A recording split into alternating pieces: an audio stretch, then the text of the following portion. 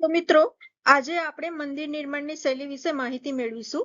મંદિર નિર્માણની 3 શૈલી મહત્વની છે, જેમાં દ્રવિડ શૈલી, નાગર શૈલી અને વેસર શૈલીનો સમાવેશ થાય છે.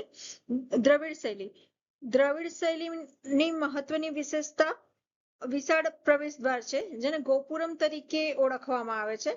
મંદિરનું જે પ્રવેશ દ્વાર છે જે વિશાળ હોય છે અને એની બંને તરફ 2 સિપાહીઓની મૂર્તિ બનાવેલી હોય છે.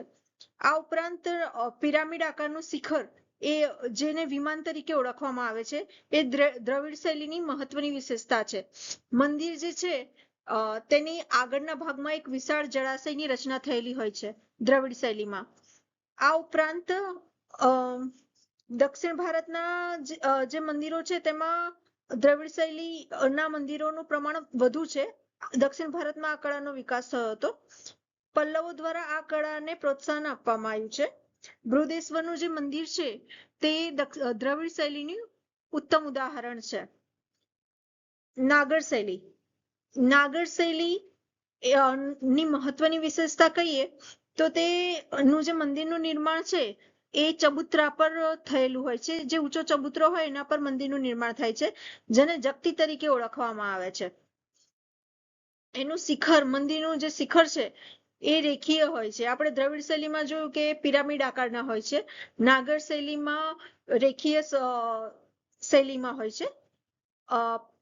આમાં એક પ્રદક્ષિણા પથ પણ એની મહત્વની વિશેષતા છે. જે મુખ્ય ગર્ભગૃહ છે એની ચારે તરફ પ્રદક્ષિણા પથની રચના નાગર શૈલીમાં જોવા મળે છે. ત્રીજી મહત્વની લાક્ષણિકતા એનું પંચાયતન શૈલીમાં નિર્માણ છે. મુખ્ય મંદિર છે એની આસપાસ ગૌણ મંદિરો હોવા એ પંચાયતન શૈલી તરીકે ઓળખવામાં આવે છે. ચંદેલ રાજવીઓ દ્વારા નાગર શૈલીને વિકાસમાં મહત્વનું યોગદાન આપવામાં આવ્યું. નાગર શૈલીના કેન્દ્રો મોટા ભાગે મહત્તમ ઉત્તર ભારતમાં જોવા મળે છે. કોણાર્કનું જે સૂર્ય મંદિર છે તે નાગર શૈલીનું ઉદાહરણ છે. ત્રીજી શૈલી વેસર શૈલી. વેસર શૈલી જે છે એ દ્રવિડ શૈલી અને નાગર શૈલીનું મિશ્રણ છે. આ કળાનો વિકાસ કર્ણાટકમાં થયો હતો અને આ કળામાં જો વિશેષતા જોવા જઈએ તો એનું શિખર છે, જે શિખર છે અહીંયા ગોળાકાર સ્વરૂપમાં જોવા મળે છે. ચાલુક્ય અને હોયસલ રાજવીઓ દ્વારા આ કળાને પ્રોત્સાહન આપવામાં આવ્યું હતું. પંપા મંદિર જે છે એ આનું વેસર શૈલીનું ઉત્તમ ઉદાહરણ છે. Thank you.